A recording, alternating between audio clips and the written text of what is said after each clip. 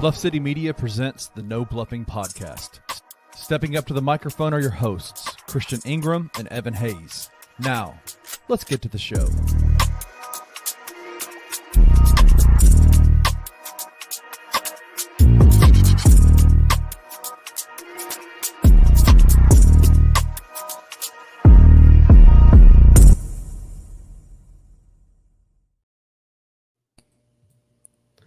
Grizz Nation, man, what's going on? Welcome back to the No Bluffin podcast, where we keep it all the way real, all the way raw, and all the way honest about everything Grizzlies. I am Chris Ingram. And I am Evan Hayes. Man, appreciate y'all tapping back in with us, man. Glad to be back, man. First of all, Evan, I got to apologize to our listeners, bro. Okay, what you talking about? I got to apologize because last week, you know, we for the last couple of weeks, bro, we've been trying to get our audio like this on the same page. Crystal. We done did so much and we made so much progress, and I completely just loafed out. That's just what it is. I'm on a new setup normally than what I, used to record on and stuff like that, and I just had a rookie mistake, man. So I was recording from my webcam, bro, instead of my mic. I was sitting here, like, it irritated my soul when I was watching it back, and I'm sitting here holding the mic, and I'm not hearing no difference. Nothing. In the I'm like, fam, this is garbage. So anyway, apologize for the terrible sound. Anthony Sane and Kenny Summerfield, they got on my ass on their show about it. Shout out to my guys over there for sure. But yeah, man, glad to be back. Hopefully I'm coming through crystal clear. You can hear me good, right? Yeah, you hear me good. I hear you good. We straight. We straight. Let's get it. Man, so glad to be back, man. We got an amazing show lined up for y'all today for sure. Yes, sir. Yes, sir. Some amazing, just good conversation I think we're gonna have. And appreciate everybody's support on that first episode dropping. Like I said, outside of the audio issues, we got some really good feedback on the show. So yeah, we did for sure. Appreciate all the love. Appreciate the love and the patience. We've been trying to get this going for the past few weeks now. We finally visual now. So we appreciate all the love, feedback. Let's run it up. Let's make this episode even better than the last one. Like it, share it all. Sure. But it's gonna be a good one for sure. That's the goal, man. That's the goal. So before we get into the No Bluffin news, man, y'all know that's how we popping it off. Evan, I got a question for you. I didn't prep you on this because I wanted to get your raw, honest opinion about this, right?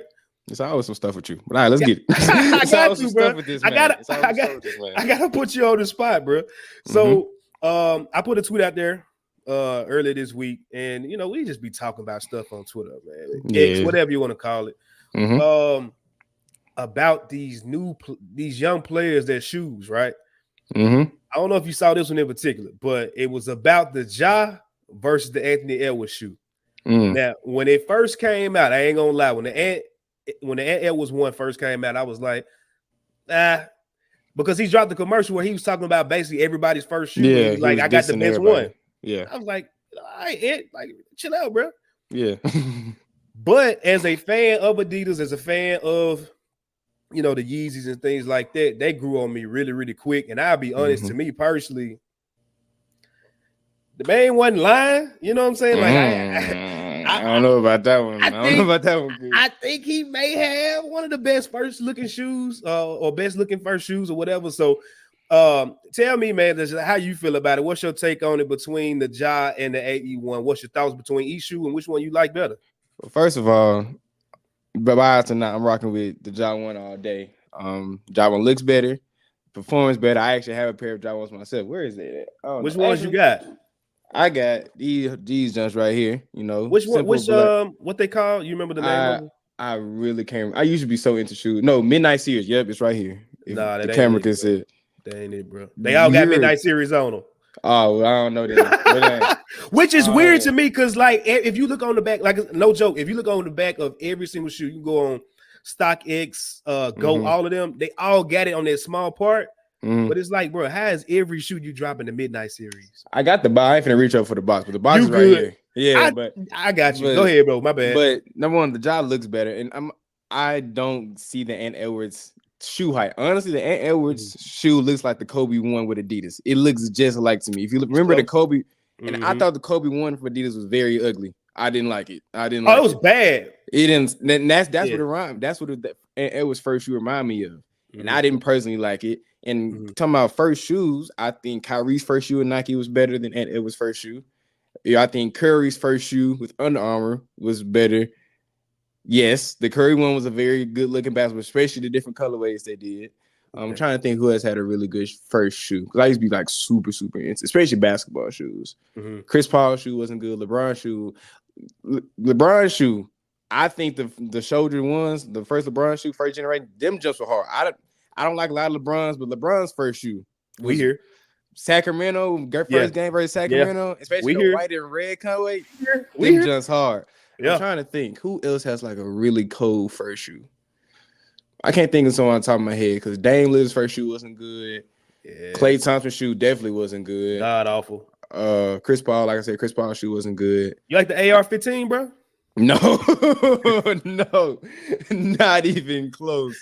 Not even close. Of course, Jordan is his own thing. Of course, you have to say Jordan because he's still a signature athlete, but you can't. That's a whole different conversation. But now I don't like it was me personally. I haven't had them in pair in hand. I haven't seen them in person, so maybe I seen them in person. But I'm definitely on the team Josh side for sure. Besides me being biased, obviously.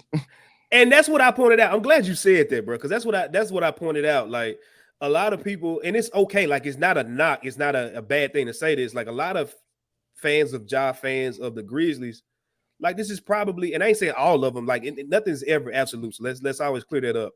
But a lot of people that are probably just now buying shoes for the first time like this are probably the Ja's because they fool with the Grizzlies. They love Ja, and that's what it's supposed to do. Like Jordan brought a whole new demographic to the sneaker community. So like it's doing what it's supposed to do. It's not a knock.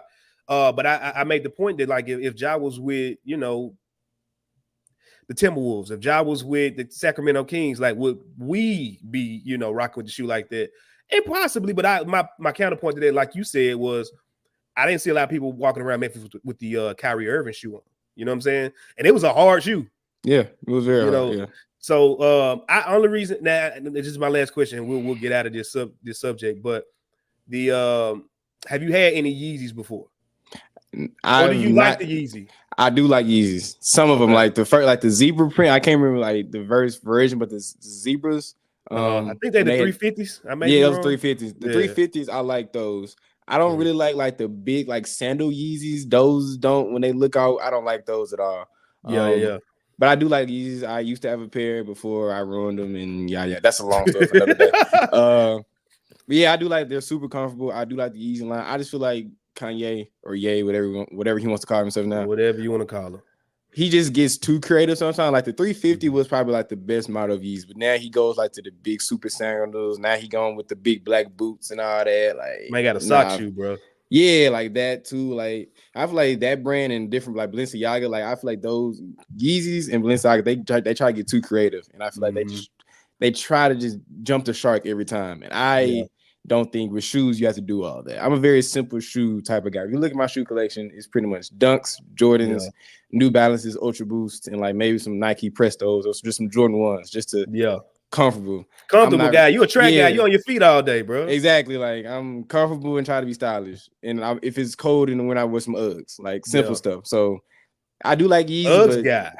Yes, I do like. That's a whole. I know that's a different conversation. Hey, I'm with you. Hey, we here, bro. Yeah, hey, I love her. If you know, you know. Yeah, when it's called, I like Uggs. So I'm a very simple shoe game type of guy. So Yeezys, I like them, but then when they get too far, I ain't really mess with them. Yeah. I feel that, bro. I feel that 100%. I had to get your take on that because I ain't prep you on it or whatever. Yeah.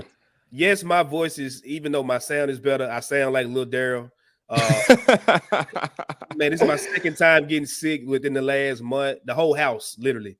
My oldest baby girl, she's 3. She got sick right before her birthday. Got everybody sick. Same thing again, literally less than a month later. So I apologize for that. I won't be trying to cough on here or nothing like that. I ain't trying to pass through the microphone, through the system. I ain't trying to do that. I ain't got COVID. I was just saying. But anyway, man, we're gonna jump right in to the No Bluffin news. I'm excited, bro, to really talk about what we got going on this week as far as news topics, and we're gonna start with the NCAA tournament. Have you been kind of tapped into the tournament at all?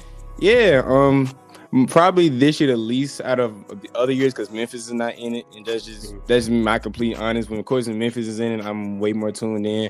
But just a fan of basketball, I'm super tuned in. I've liked what I've seen. It's been a few fire games. Now we're going to get into it. But yeah, I've been pretty much tuned in. I've enjoyed the round of 32 so far, and we're of course recording this on Sunday. There's still more games about to come. But what are your thoughts on the tournament so far? Man, it's been good for the most part. If you would have asked me who was gonna win it all at the beginning, I didn't really have a team. I'll be honest. Because like college basketball on the men's side, it's just so up and down, bro. So like, unpredictable, super unpredictable. And, you know, we talked about a couple weeks ago on Same Show about the whole NIL and the transfer portal thing. I think those days of being able to point to, like, you know, somebody that, all right, we know for sure they're going to repeat. They're going to go every single year to a Final Four. I don't know if that's, you know, a thing like it used to be. You know what I'm saying? Nah, definitely not. So I didn't really have a team that I was, you know, pinpointing that was going to make, you know, the finals or whatever. But I've been enjoying the games for sure. I've been tapped in really to mainly a lot of the guys that I'm wanting the Grizzlies to at least take a look at in the draft. So like UConn will play today. Like you said, we're recording on Sunday. So dropping on Monday. Looking to look at Donovan Clingan with UConn. I want to see what he's going to do. I think that I know they've been the favorite so far. I think they got a real shot. Honestly, like they be out there dogging folks. Same. And he's huge, bro. I'm just we ain't talking about draft stuff right now, but I would love to see him in the Grizz jersey. I ain't mad if it happened. Yeah, for sure. I haven't really watched Zach Edey, but I'm gonna take a look at him today just because he's a 7'4" behemoth. I don't know if it's gonna translate, but we'll see. Yeah. I just been peeped and locked in on centers, bro, and then obviously those Kentucky guys, but they just fizzled out. It showed you the youth. You know what I'm saying? What was your thoughts on that upset, bro? I have just said this for a long time. I believe the formula of Coach Cal and just trying to rock with freshmen, it just doesn't. It's not sustainable for success in college basketball. Yes, he's great for putting a lot of guys in the league. Like, you never want to hate on a man that's making 18, 19, 20-year-olds money and getting her family different position. That's Cal's perspective. Right. But I honestly think, and people may get on me about this, I honestly think Cal is the most overrated coach in college basketball. If he didn't win, you're not wrong, bro. If he didn't, Anthony Davis saved his career. If he didn't win that chip with AD, he would not have the job in Kentucky. I'm saying that right now. Oh, snap. Think about that. Memphis and KU have the same amount of tournament wins in the last 5 seasons. 1. That's true. Think about that. That's true. University of Memphis, Penny Hardaway, and University of Kentucky, who's in the top 5 recruiting class, top 3 recruiting class every year with top 10 draft picks, has only had 1 year. Coach Cal has had so much talent over the past years. He's had De'Aaron Fox. He's had Carl Towns, SGA. We can keep going. We've had Julius Randle, the Harrison, even though they didn't fill out in the league. Like, we can Devin Booker, man, Bam Adebayo. Like, we can keep going. And he has 1 championship to stand for. Like, it just I don't see the correlation of him being one of the best coaches in college basketball. And I think his philosophy. He doesn't. His past 5 teams, since the 80s, they don't play defense. They just don't. They try to run and gun, get a lot of threes up, and try to play you with the guard play. That doesn't work. They don't play defense, man. And I'm not surprised that a more experienced Oakland team, which I didn't know where they were before this game. I didn't know. Bro was shooting that judge. I thought it was Oakland California. I'm fucking Michigan. I was surprised. Man, you seen that? Stop, bro. You seen all them white dudes on that team? They was not from Oakland. I was telling my wife and my dad. I was like, bro, just look at the stands. Like, that ain't Oakland, California. Like, no. I know there's an Oakland, Michigan. I was like, okay, Oakland, cool. But my brother said something. He was like, bro, look at the team. It's number of white dudes on the team. Come on. But I'm not surprised I'm surprised they lost. I'm not surprised a more experienced team lost. But I feel like this is example of Cal being not a good coach, in my opinion. Right. I feel like his fire is gone. I feel like his defensive intensity when it comes to that is gone. I don't see him being. I feel like KU is gonna fire him, but I really don't think he has a legit future of winning with the philosophy he has now. Yeah, it's one of them things where he can hang his hat on the fact that he can get guys to the league. Like Dillingham is going to the league, Shepard is going to the league, Ivisic is going to the league. They probably got a couple other guys that's probably going to the league on that team. That's his calling card. But like you said, if you give Penny those same top 5, top whatever draft classes, is it the same story? People can say Memphis had the best team they've had under Penny this year, but it still ain't touching. Yeah, the stuff what KU has and Cal has. Like I just don't see it, bro. Like, I don't think they're gonna fire him. I don't think he's. I think he's gonna be on a Coach K contract. He's gonna leave when he wants to leave. But for all the Kentucky fans, which I know there's very little in Memphis, because I hate Kentucky too. I like seeing Kentucky lose just as much as the next guy. Yeah, he's not the guy to produce wins and produce championships. Because I swear, if AD didn't win him that one championship with Michael Kidd-Gilchrist in that squad, he would not have that job. And that's my spin on it for sure. Man, you just brought up a name. And also my pick besides UConn is Marquette. People sleeping on Marquette. Shout out Cam Jones from Memphis, Tennessee. He went to ECS. Shout out Cam Jones. He is hooping right now. Yeah, he dropped 28 in their last game. So my dark horse to win the whole thing is Marquette, and I really want Cam Jones to get him a chip for sure. I'm gonna roll with Marquette with you, bro. Like you said, for everything, they look good, and then they do look good. Being from the city, I can't root against that guy, man. Make a D run, let's go. And I always kind of rock with Marquette. I like them. As a team, they always have competitive teams anyway. Yeah, for sure. So yeah, shout out to them, bro. Drop in the comments below who is your pick to make. I ain't gonna say make the finals. Who you got winning? Like we want to know who you got winning the whole thing. Mm-hmm. I do think, and we're gonna jump to the next thing. It was funny to me that the Oakland guy, he was shooting the peel off the ball the first game, but at his interview walking off, he said that and this ain't no Cinderella. And I was telling my wife, I said he shouldn't have said that. Because y'all were 100% a Cinderella. Yeah. But you messed up the whole vibe and y'all went and lost in this game. So, shout out to him. He, hey, shout out to him, bro. But we're gonna move on to the next topic. The NBA announced that they're gonna actually do away with, and end the G League Ignite program. It was a program, if you're not really aware of what was going on, it was a program where they had, guys that, opened up a whole new lane for them that didn't want to go to college, but still wanted to maybe work on some skills, get some actual professional games in under their belt playing against G League players, which we all know there's some players down in the G League, bro. Look no further than the Memphis Grizzlies. Memphis Hustle, Memphis Grizzlies. They really one and the same. One and the same, bro. Outside of Jared Jackson, Desmond Bain, and Ja Morant, shit, everybody done got some time down there. Yeah, for sure. So they're doing away with it, man, and I'm kind of conflicted on it, but I definitely understand they having to really, compete with the NIL scene and things like that. And then you got Overtime Elite, you got, the NBL, you got all these different pathways that guys got to the NBA now.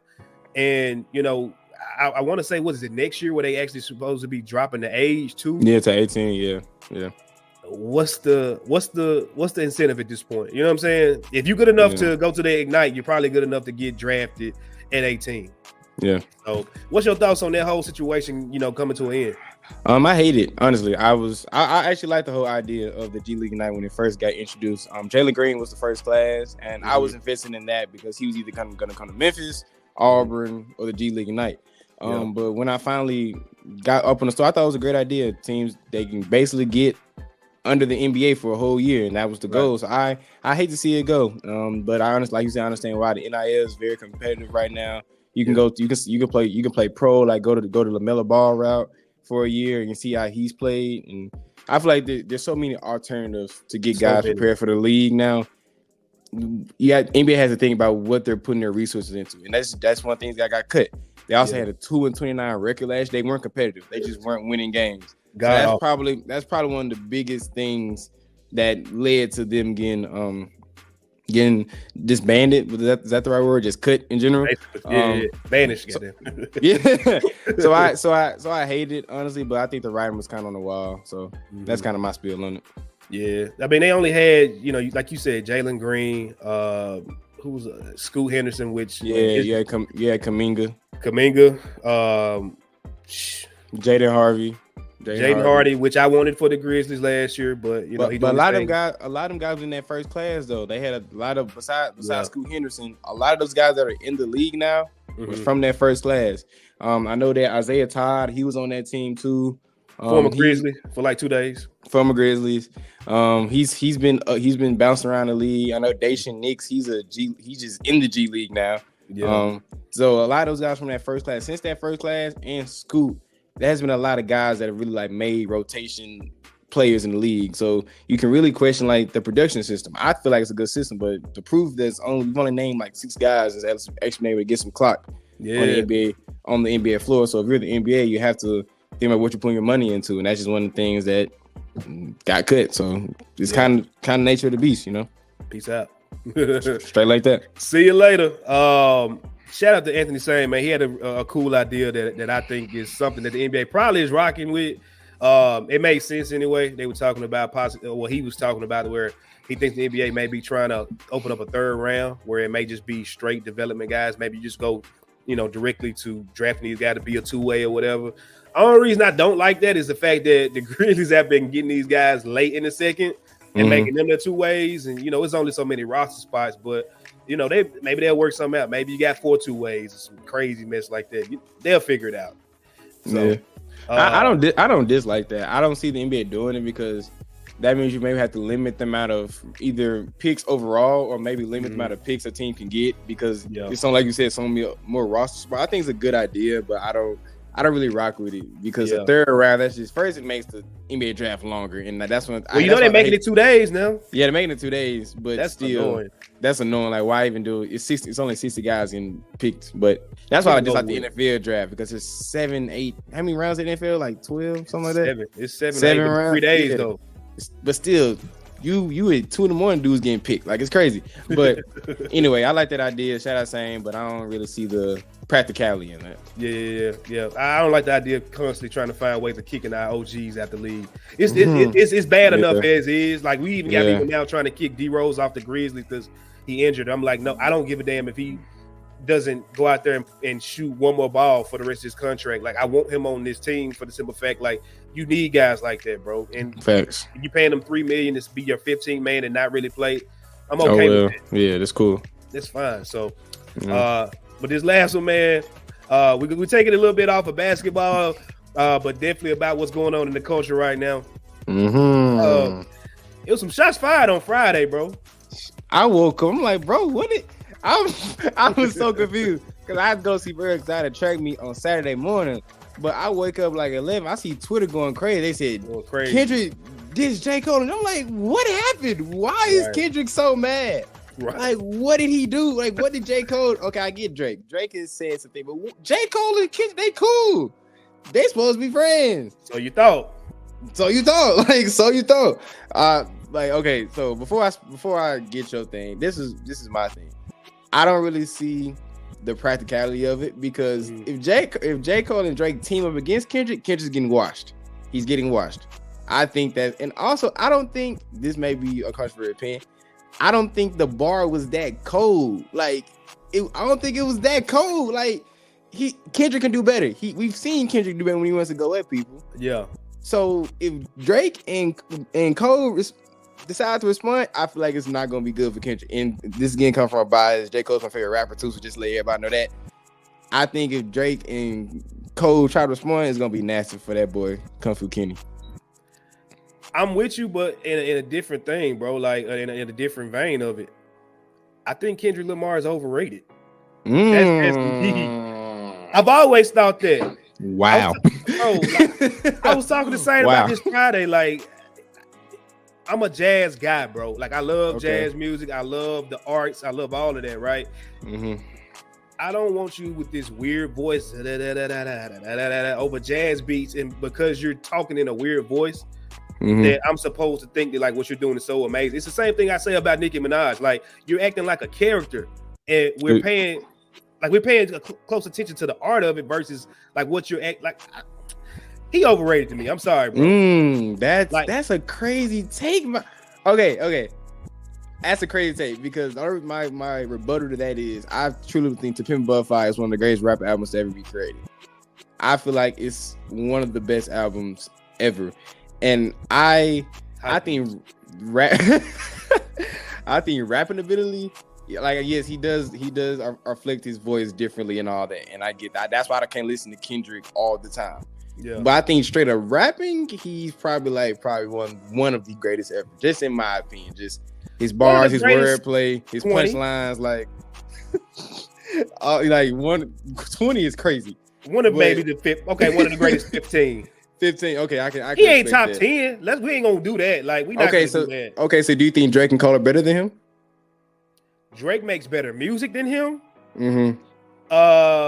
Cole when he stops producing his own music like he's doing now, and in the beginning, like he did in the beginning, Cole makes better music than him. I'm glad you said that because I think Cole is a better rapper just overall than Kendrick. Oh yeah, absolutely. I think Cole, me too. He made his discography of music. In my opinion, it's better than 100%. The offseason was better. 24-14 Forces Drive was better. KLD was better. I feel like every single one of. No, KLD wasn't that good. KLD was cool, but like garbage. the Pimp, dang, garbage is crazy. But like the Sideline Store was a very good album, bro. Like, don't get me started. It might be this. I don't know about that. That we can talk about that for another day. Okay, you're right. We'll talk about it later.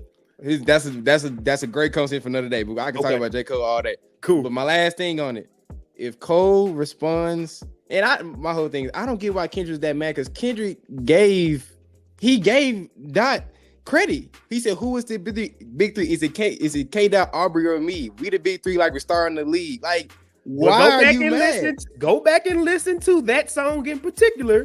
Mm-hmm. He did say something about steppers. And what was Kendrick Lamar's last album called? Miss Morality and the Big Steppers. That's a fact. See, he started with Love. Yeah. And he threw a couple little jabs right after that to kind of ease it up. Now, so that's my thing, bro. Like, yeah, it's something there. And it's really weird even further when you take this whole thing into account. You're talking about the tie between Cole and Kendrick. The Drake and Future beef is crazy. That's years into that. They got years. Like, what is happening, bro? Like, I'm thinking we finna get set up for like some WrestleMania Civil War type stuff. Tag team. Like, what? Like, come on, bro. This is wild. But I love it. That it's some older guys that, you know, we know it ain't gonna get probably past the rap beef. You know, rumblings, people talking about the Future and Drake stuff is over a woman. It's gonna be performed. We've been waiting on this for like 10 years plus at this point. Yeah. So I'm looking for Drake and them to go and clap back. I hope they do it separately. But they gonna I know you were saying if they get together, they gonna get on Kendrick ass. I think if they do it separately, they're gonna get on his ass because Kendrick ain't shown me nothing to say otherwise. I feel like in the last few years he has it, but have you listened to his Control verse? Like Control was good, but he talking about some high five and okay, all right, bro. Okay, he just overrated me. I'm sorry, bro. I disagree. He's overrated, but I do think Cole is better because, like Cole said, or Johnny's P. Caddy, headshot, best rapper alive. Come on, man. He shot his shot right there, and I feel like ever since then, Cole has been the greatest rapper alive right now. So I need y'all to put in the comments below if y'all team Drake, Cole, or K. Dot. I know where I stand. I'm Dreamville all day, but it's in the order for me. It's in the order as you see right down on the screen. Okay, Drake. Then Cole, then I respect that. That, but y'all honestly, hold on. I'm finna mess you up. Okay. I saw a tweet that was talking about mid-tier rappers, right? Because around that time, like it was I know you younger than me, so that was the time where I was coming out of high school when these guys was like coming onto the scene, and blowing up. You had these three guys right here, but you also had Big Sean, which you know he just came back out this past weekend. They stepped on his release, but you had Sean, you had Meek Mill. You had Wale. Yep, all of them. Like if we talking about the big three, and then you talking about them being like a mid tier, I really like that mid tier better overall. You're wild. You're wild. That's just me, bro. You're wild. Big Sean has always picked better beats than Cole. Wale is always you talking about the jazzy shit. Like he's a better jazzy, artsy song maker than Kendrick is to me. And then Meek was just one of my favorite rappers, bar for bar. So like I said, that's where my whole thing comes on that. And I know we running long on this one, my bad. But that mid tier, bro, that definitely like I like them a little bit better overall. But the big three is the big three. So you got to give them respect. They got the bigger records, they got the bigger notoriety. So they gonna always be better in that sense. Yeah, that's not a crazy take because Meek Mill's Championship album is probably one of my favorite albums of all time. I love that album. That's a great album. Wale, I like Wale. I think he's a little underrated in my opinion. I like Wale a lot. I feel like he just hasn't had that like one like classic piece yet. And Big Sean, I feel like he's just been consistent. You know, he's not gonna do nothing too great or too bad. Right. He just in the middle, right? Really. He just in the middle, you know. But I do say Cole has made a song with every single one of those people. And he has watched them on every single one of them songs. But that's just me though. Cole has made I don't think he's made a song with Meek Mill. I don't think he's made a song with Meek Mill. But he's definitely made a song with Wale and Big Sean. He definitely made some of both of them. I know that for sure. Yeah. And he's watched them. But I know we're going too long in this rap talk, but my bad, y'all. We can talk about this all day. That's a fact. Yeah.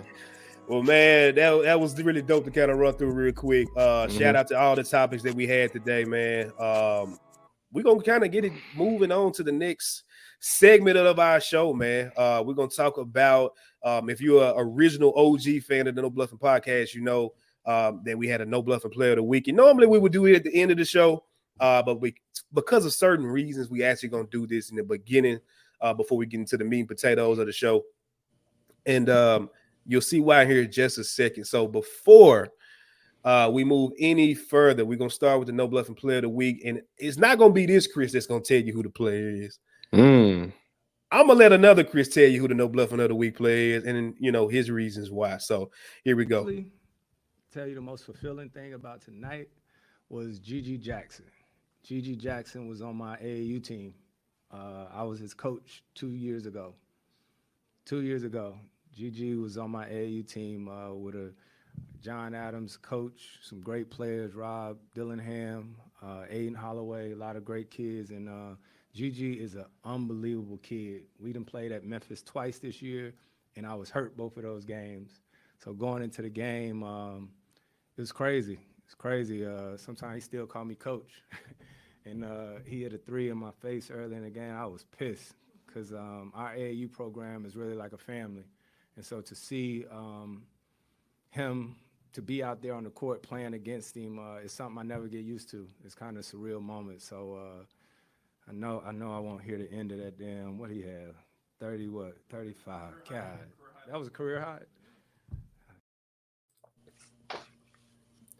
Shout out to the guy, Gigi Jackson, man. It was hard because I wanted to put Jaren a little bit because he had that game winner the other night against the Spurs, but I had to go talk about Gigi. We definitely gonna talk about that. No, for sure. You stay tuned. You hear me. We're gonna talk about that. But yeah, man, I had to give it to Gigi just for the simple fact, like that game, like for everything that Chris Paul that he talked about, man, like him just his story this year, and then for him to he kind of got the Warriors number, and it's weird that we keep playing them on national TV. Gigi just balling out, bro. So before I go on my quick little soliloquy before we get into the topic, I want to get your thoughts just on Gigi's week, primarily that game, because he's been consistent every game other than that one game, but obviously he balled out, you know, on national TV against the Warriors. He just keeps doing Gigi Jackson's things. Like I don't want to come off like I'm not excited or surprised, but he's been doing this ever since we can get rotation minutes. We're seeing a star, and I'm saying star, grow above our eyes. I feel like when he gets to his prime, I feel like he's on an all-star talent trajectory. So that game against the Warriors, it was just cementing what I already believe in him. I feel like, because I tweeted out, next year he's gonna be the number 3 option on this team. Then next year after that, he's probably gonna be number 2. I don't see him taking number 12 as the number 1 option on this team. But I feel like he's going to take over Desmond Bane in the next 2 to 3 years, but then next option, then the number 2 option in this team, because he's a 6'10" guard that can score at all 3 levels. You can't get that everywhere in the league. That's a thing that every team wants and needs. So he played great. He was getting to the outside. One thing I always like to see is him being aggressive going to the cup, because when you're 19, I'm just 20. You don't have the grown man body that a lot of NBA guys have, but he was able to get to his spots pretty much whenever he wanted, and right. Warriors threw multiple guys at him. He was still able to get everything he wanted. So it just cements me that he's the wing for this future, for the future of this team, and I just can't wait to see him grow. I'm excited to see what he does rest of this season, because he's gonna keep starting. He should keep starting if Taylor Jenkins doesn't. But I'm not gonna go on that, because we're gonna talk about Taylor Jenkins a little bit later. But yeah, great game. He did all 3 levels. He didn't seem scared of the Warriors, because I know it's not a Memphis thing, but I know a lot of teams, just in NBA, they still get intimidated by the Warriors, just the championship pedigree and playing in they're not Oracle, where they Chase Arena. They're in Chase Arena now. Just in that atmosphere, some people shrink in those moments, but Gigi Jackson, he welcomed it. Right. He playing. Just think about it. You're playing with your old AAU coach in the NBA. I know that was a big thing for him. On the playing road, across on the road, arena. Crazy. I know that's a big thing for him. Playing against Steph Curry, the dude he probably grew up watching his one of the best players of this generation. Like, come on, man. But he welcomed the moment. He played great. And he's keep doing what he's been doing. I saw a tweet. He's averaging, I think, 21 since becoming a starter. Like, come on, bro. And he's only 19 years old. He hasn't even got he's still learning how to play NBA basketball. So great game by GG, great week by GG, and I can't wait to see what he does the rest of this season. Yeah, man. You covered everything with the game, so I'm gonna just kind of flip it a little bit. And like I said, this will lead us into our actual first topic or whatever. But I want to talk about some conversation that I had on Twitter about GG. After that game, you can call it hype, you can call it whatever you want to, but I've been talking about GG in this manner the whole season. So it ain't like something that just popped up in my head or something that I just jumped on, after one game. This is something that I have believed damn near since we drafted him, but him like showing what he's showing so fast in the moments that he's showing, it basically just makes me even double down on it even more because like we talked about before, bro, we've been trying to replace the ghost of Rudy Gay for years. Shout out to Rudy Gay. He was in Memphis this past weekend. Shout out to him for coming back. Mm-hmm. But we've been chasing the ghost of Rudy Gay past for a long time, bro. And, that's the thing. Like, the NBA is built on big wings. Like, you can have these guards and things like that. And people got mad at Coach Becky Hammond when she came on TV and talked about how, like, small guards, they really don't win like that outside of Isaiah and Steph. But it's the truth, bro. It's facts, yeah. Like point two is the leaders of the team. Now you're gonna have guys on the team. Shout out Kyrie. Kyrie won that series, in Cleveland. But the head of the snake was LeBron James. Like, we're not gonna act like that ain't true.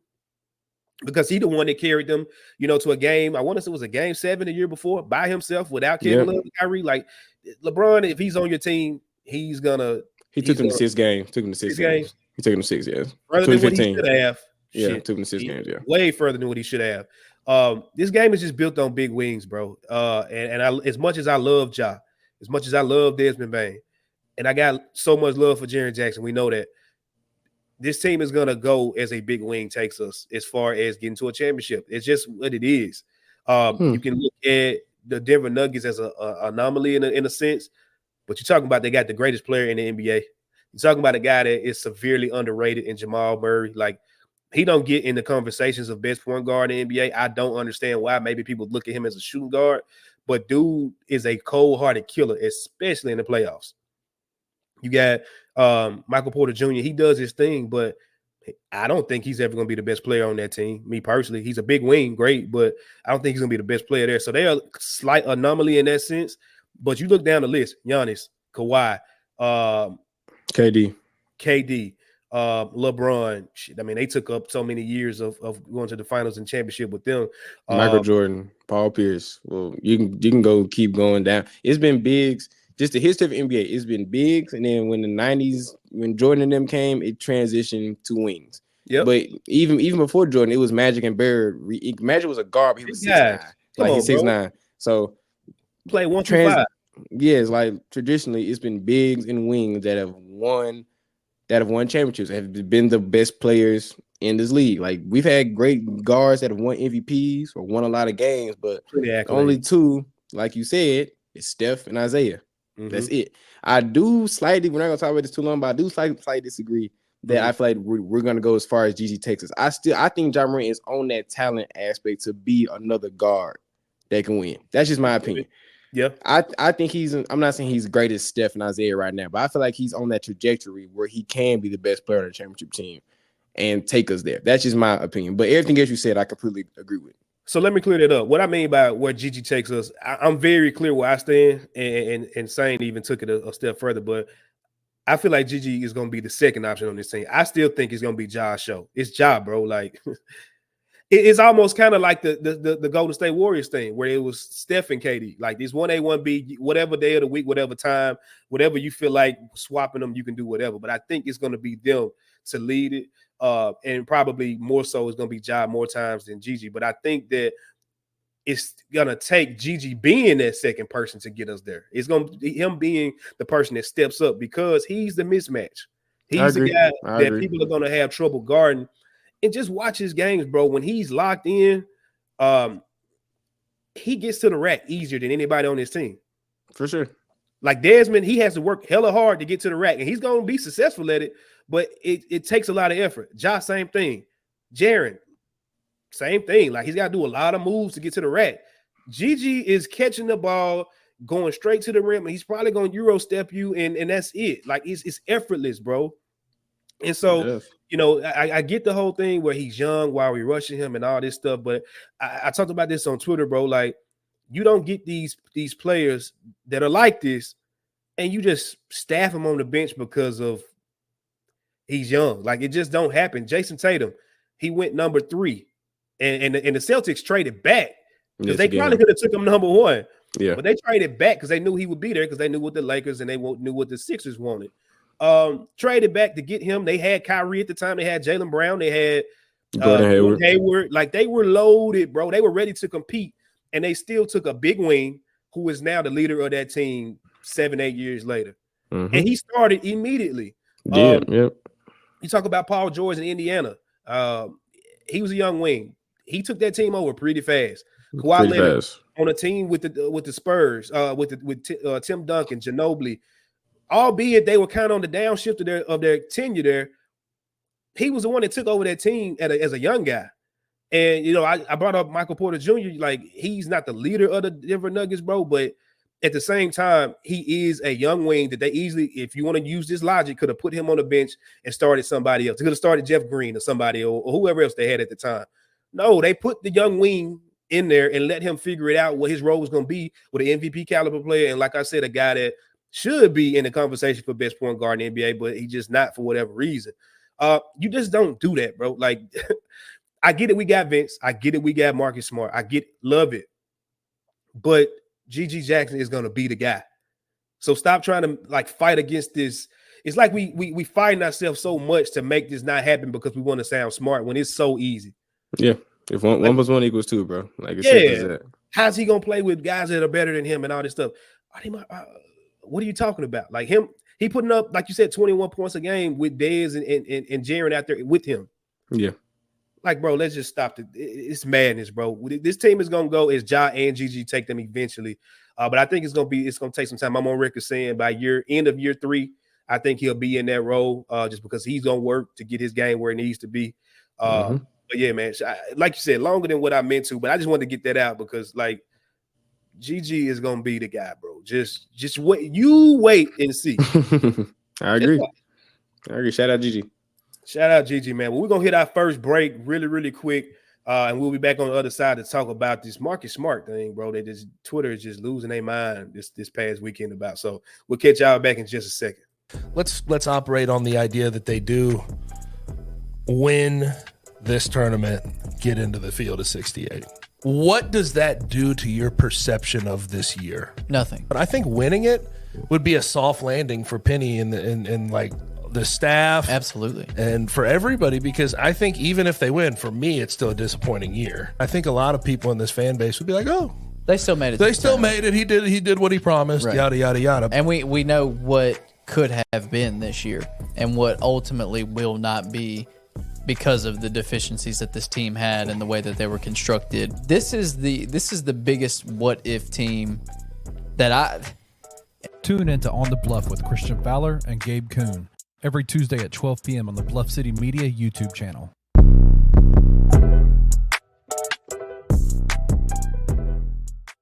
Sometimes Penny gets questions that I wish Penny would be like, it ain't nothing, man. It wasn't nothing. We're focused on the tournament, whatever. But Penny went into this whole spiel yesterday about a post that he had, basically talking about like stuff not being good enough, and then he gets asked about it. He's like, "Well, man, people, they won't be fired and all these type of things." And I'm like, Penny, like you literally have been reading Facebook, like you know what I mean? Like you literally been reading Facebook, bro.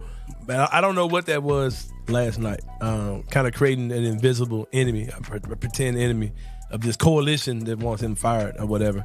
And I'm like, dude, it's all Facebook talk, man. Like you don't have to be there, Penny. Like not only does Penny Hardaway not to have to stick his nose in there, I don't really think he is sticking his nose in there. I think people are bringing these things to him. Absolutely. And if those people in your circle, you probably need to get those people out of your circle. Tune in to the Anthony Sane Show Wednesdays and Fridays at 12 p.m. weekly on the Bluff City Media YouTube channel.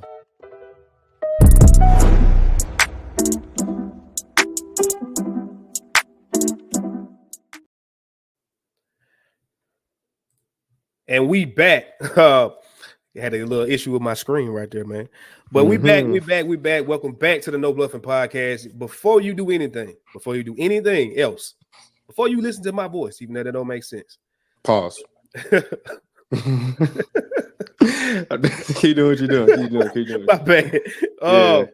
Go ahead and give us a follow on Twitter, X, whatever you want to call it, man. The main page of No Bluffin Podcast, or the No Bluffin Pod, I should say. You got my name, and you got both our handles up there. Go ahead and give us a follow, man. Go ahead and give Bluff City Media a follow or subscribe on Twitter. Make sure you do that. As well as follow us on, if you're listening, on any audio platform, whether it be Spotify, Apple Podcasts, whatever. Make sure you go ahead and subscribe, man.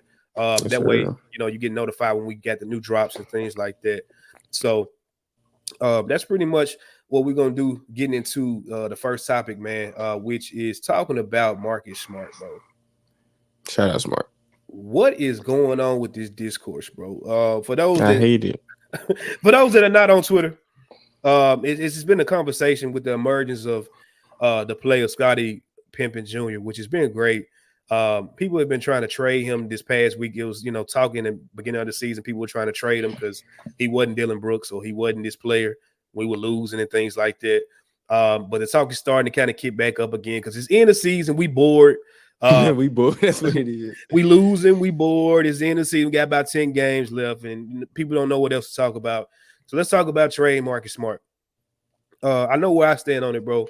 But just what's your outlook on Marcus Smart, his impact to this team, his importance to this team, and your outlook with him on this team? Is it something that we should look into trading him, or is it something that you like? Look, we need to keep him on this team long term. I don't see any reason why we should trade Marcus Smart at all. He covers so many bases for this team that we need. Number one, leadership. Besides Bane, because we have both said that we feel like D Bane is the off the court leader for this team. Right. But also Smart, they can be the two-headed monster with being the two leaders for us. You can never. It's never bad that having more than one leader on the team. You can't have too many, but two isn't a problem. I love that Smart. He held his hand on the defensive end, which we have always been part of our identity, just as Memphis, just as a franchise, not just since Taylor Jenkins has been here, since the Ja Morant era, since we've always been here. Right. He can play 1 through 3. He can guard 1 through 4. Mm-hmm. I don't see why people are talking about this. Like, yeah, Scottie Pippen's playing well. He's playing very well right now. And I would love to see him on this team next year, whether it's him or Jordan Goodwin. I prefer Scottie right now, but if we get Jordan Goodwin, that's a whole different conversation. Right. But he just covers so many things for this team that we need. Just having him on the bench, coaching damn near, all that tells a difference. He got a tick what game was that he got a tick? It was one last game before that. He got a tick. He got thrown out, bro. He got thrown out the game. Just because talking to him, like, that's the stuff you need on your team. You need that energy. You need that guy that will get thrown out to get his guys going, or that will take a charge or talk smack to whoever. Right. You need that on your team. And yes, he only played 20 games this season, but he was still having a career year with scoring. Like, he still averaged 14.5, which is still his highest scoring averages of his whole career. Right. He was getting, before everything went to crap with 12 getting hurt and him getting hurt, he was playing some of the best basketball of his life. Yes. He was shooting the ball the proper way. He was facilitating right. He was holding his hand on the defensive end again. Mm-hmm. He was playing great basketball. Yep. And honestly, I feel like, just like Bane, I feel like Smart, I feel like he's been ready to play for maybe the past week. They just don't want to bring him back because there's no point. Right. I honestly think he's okay to play right now. He's healthy. So I am way in the camp of not trading Smart. And my question to everyone else is, what do y'all want in return? What hole in this team that Marcus Smart gives that y'all would want to trade for? Like, what's the package looking like? Is we gonna trade with the pick for like a top swing wing, or do y'all want a legit big? Like, when people throw out these what else or hypotheticals, they don't really think about the other side of it. Right. Yeah, trade Marcus Smart, trade Luke Kennard. What do we want? Like, what do we need? Right. What do we want in return? And people don't think about that. Right. I guarantee you, the package we probably give Marcus Smart, no legitimate team gonna give us a better package for him. Unless we're just unless it's like a salary dump, he's just like doesn't want to be here.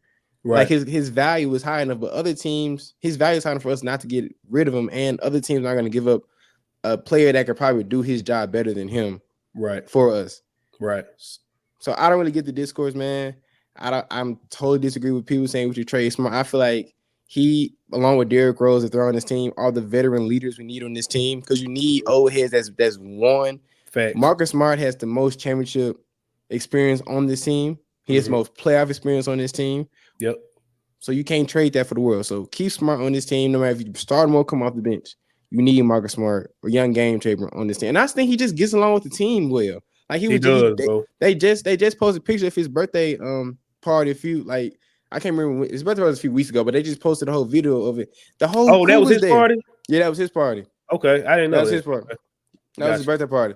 The whole crew was there. Everybody suited and booted to the nine. Like he gets along. He seems like a guy that was made to be in Memphis, like wholeheartedly. I see him. We may disagree with you. I see him as just a better version of TA, and I love TA. Is one of my favorite players of all. I love Tony Allen to death. But he's just a modern day version of Tony Allen. And you know how Tony Allen adopted this city and made his city his home? I can see the same thing happen for Marcus Smart. Yep. So keep him on the team. Keep him on the team as much as you can, unless something miraculously comes across your desk if you're Zach Kleiman, which I don't see happening. Me neither. So keep Smart on the team, bro. But what you think about it? I'm the same as you, bro. And we talked about this on the podcast before. Like, I'm not a big guy of bringing up problems and not trying to provide a solution. I think just talking about problems all day is just like, what are we doing?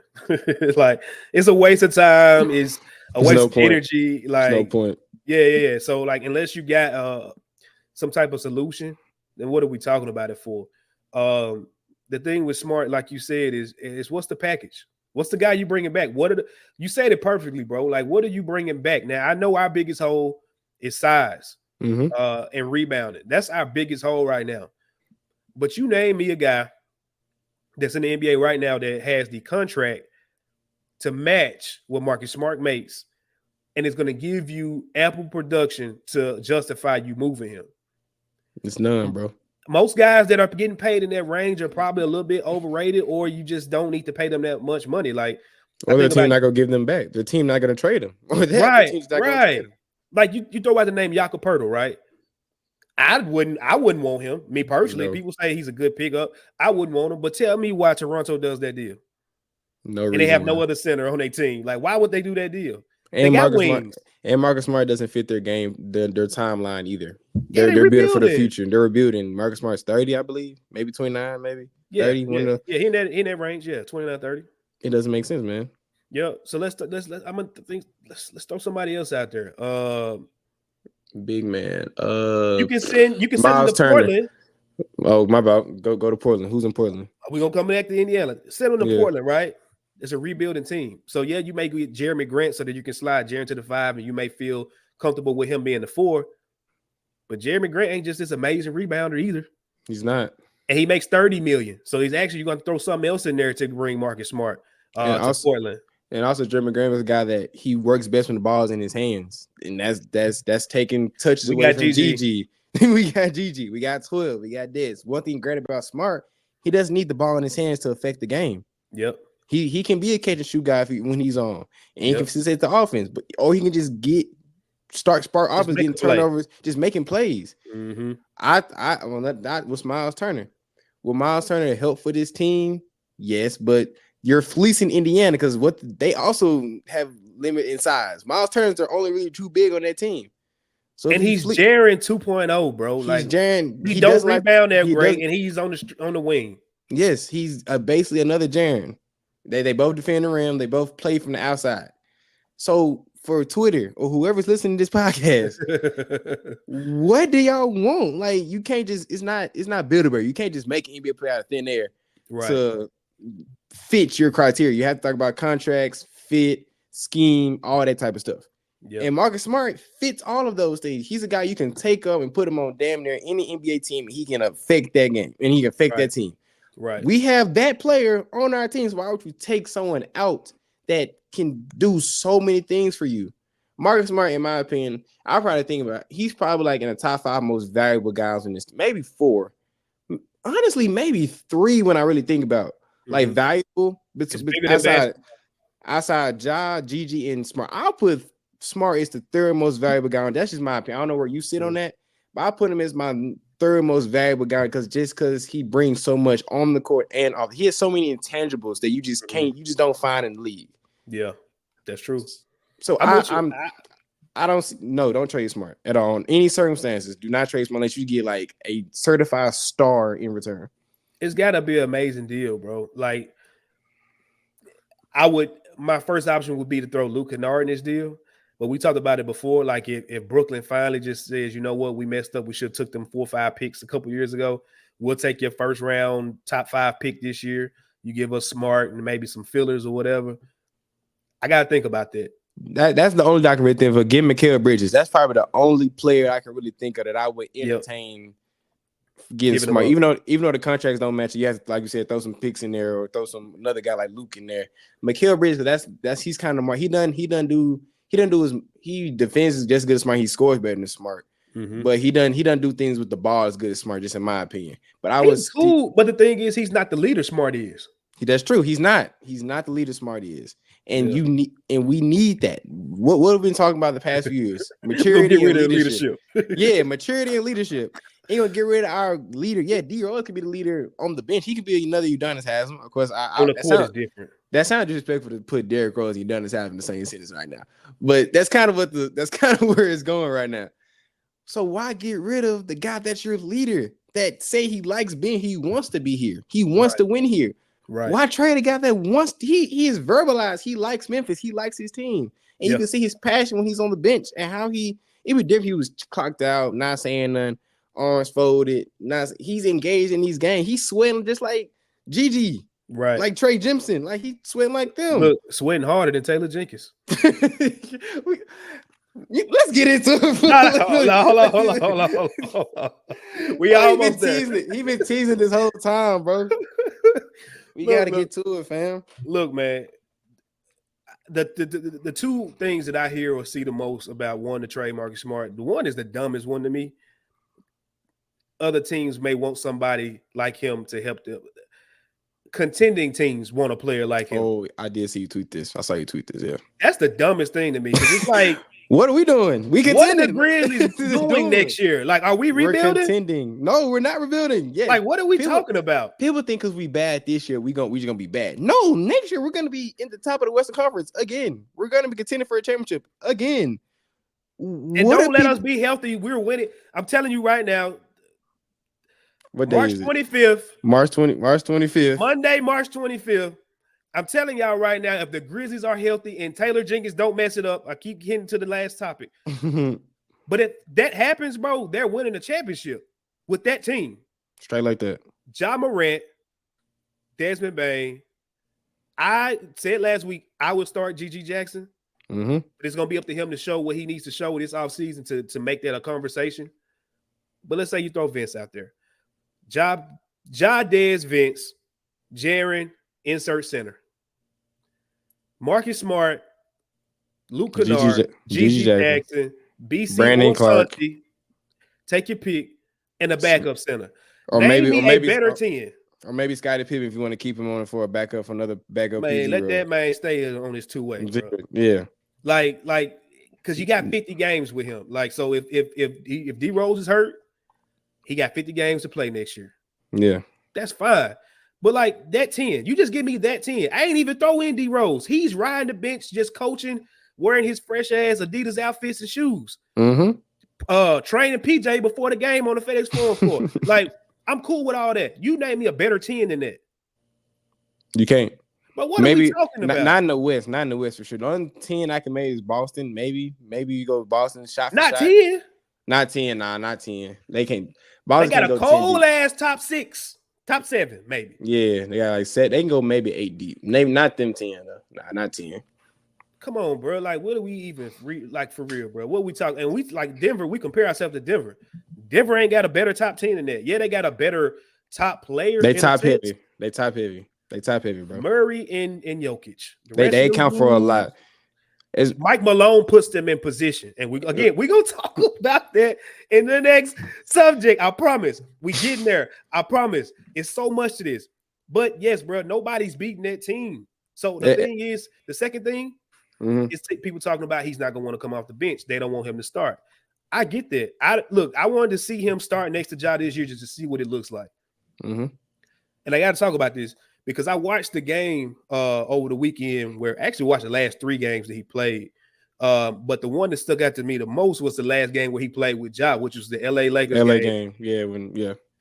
Bro, them dudes was out there like hooping. It's one thing that what you said was so key. Him like coaching from the sideline is amazing. It's amazing to watch. But when he got out there with them guys, directing them, lifting them up, telling them where they need to go, motivating them to like make plays, he's out there making plays, getting on the ground. Like him being out there with them was a total different thing. It's like I ain't just talking no more. I'm out here with y'all. We in the trenches, like for real. And you see that the fact that you can see. I think Marcus Smart is one of probably the most smartest players in the league. Like, of course, it's hard to rank IQ, but I think he's one of the most smartest players. It's different. It's different when you say it, but now like he's orchestrating the offense and orchestrating the defense, putting guys in the best position. Like you see in real time, in real time coming to fruition. Mm-hmm. You can't trade that, bro. You cannot trade that. When Smart, Dez, and Ja was on the floor, they looked great together. Bro, go back and watch that. You ain't even gotta go watch the whole game. Go to YouTube and just type in January 5th, Memphis Grizzlies versus Lakers, and just watch the 10-minute highlight. You ain't even gotta watch the full game like I did. Bro, the fit. let me let you know what happened with this game. They won it, obviously. Of course, because everybody was shooting. We went crazy from 3 from that game. Everybody was scorching from 3 that game. Bro, guess who was in our rotation in that game at that time? Tell him. I know who it was, but tell him. Zaire Williams was a mainstay in that rotation at that time. And this is bad Zaire. This wasn't the last few games that we saw of Zaire before he got injured. Yeah. No, this was bad Zaire was in the rotation at this time.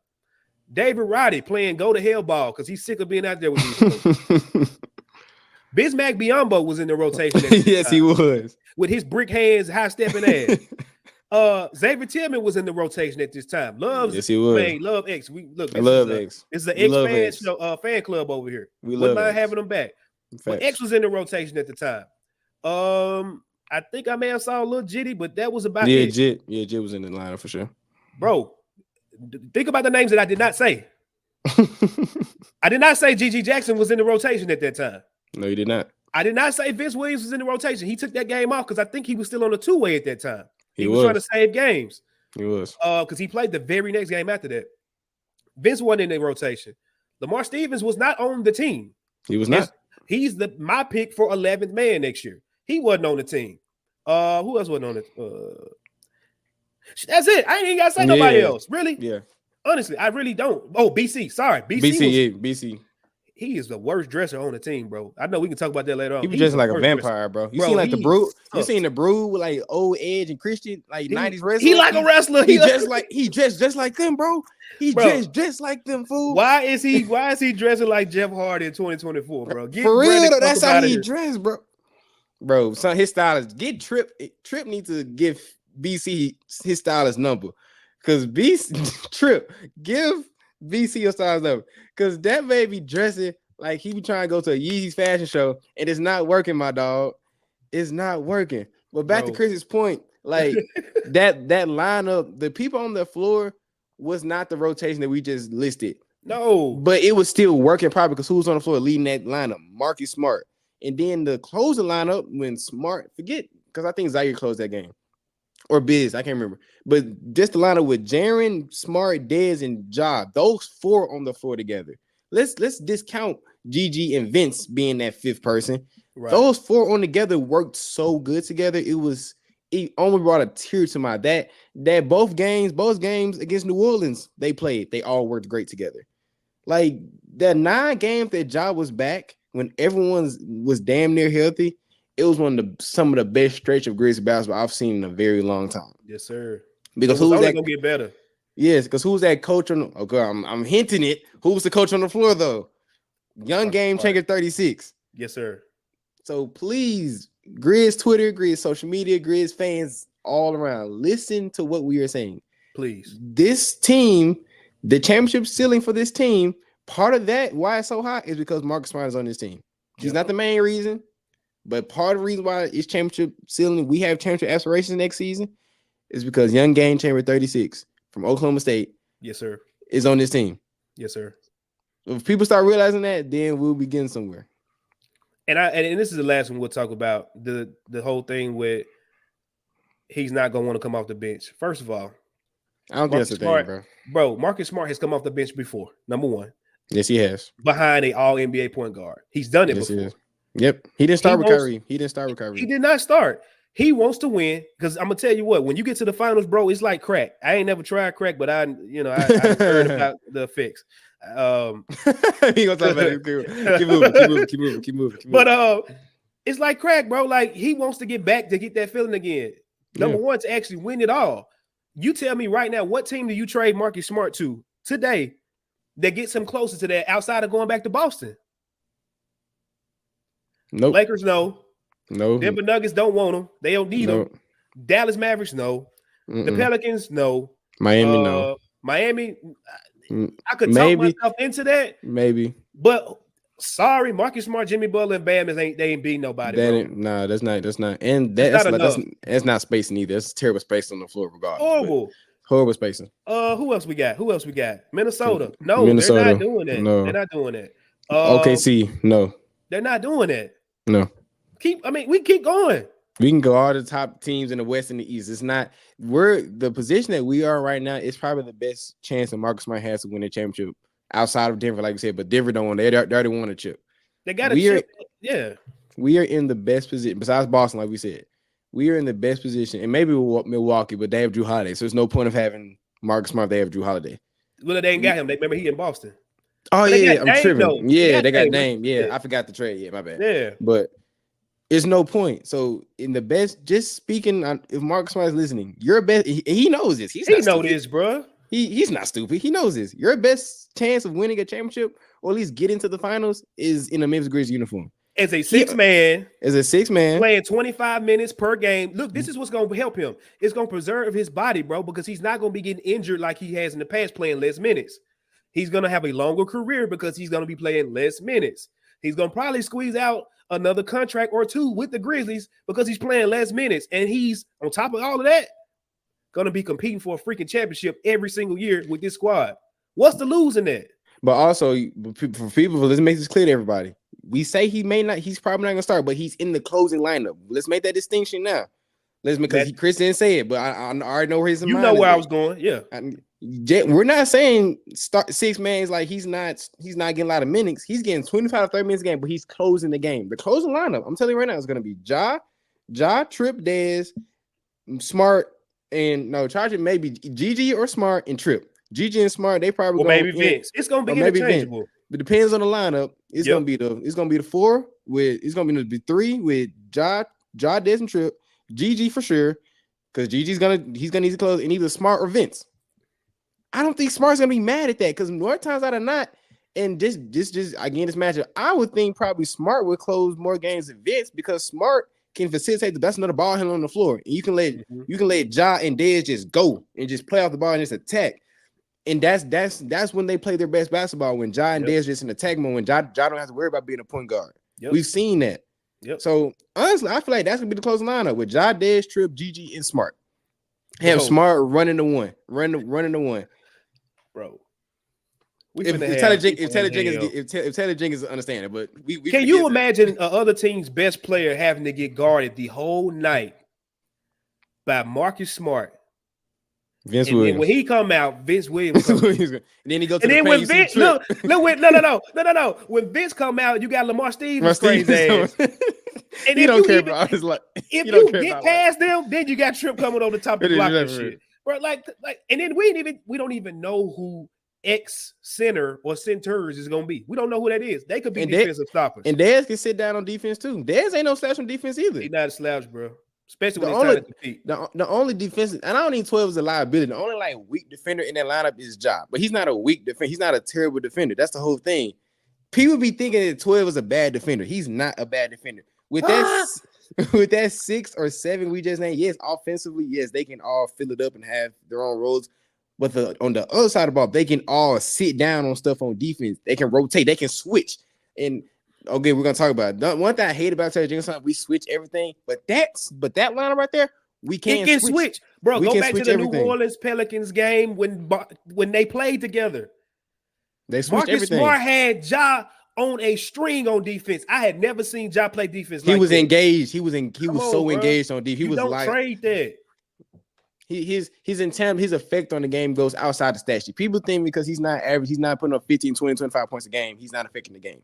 He affects the game in so many positive ways that next year y'all are gonna see the impact he has on the floor. He's gonna be the leader outside of Dez. Honestly, I feel like he's gonna take over Dez when they play together because he's older, he's more experienced. Not knocking on Dez at all. That's just how I think the situation is gonna go if they decipher the minutes correctly. He's gonna be one of the keys of our championship. Him and Gigi, outside of Ja, are the most valuable guys on this team. They're gonna be the keys of our championship team. As long as Taylor Jenkins don't mess it up, we feel like we're finna get into it.